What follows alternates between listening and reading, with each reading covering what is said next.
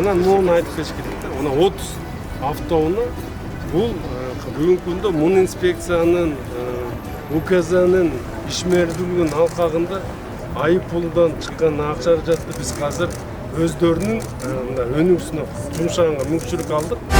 Ойлонуш үчүн экономичный же. Да, и тем более он экономичный, а во-вторых, это наше производство местное, да, в любом случае.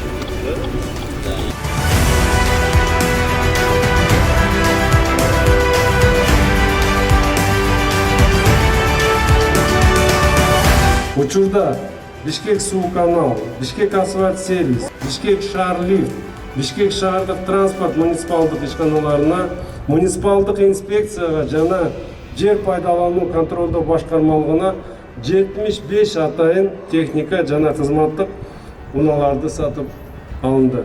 Белгилей кетсек, техникалар шаардык бюджетинин жана ишканалардын өздөрүнүн каражаттарынын эсебинен алынып жатат.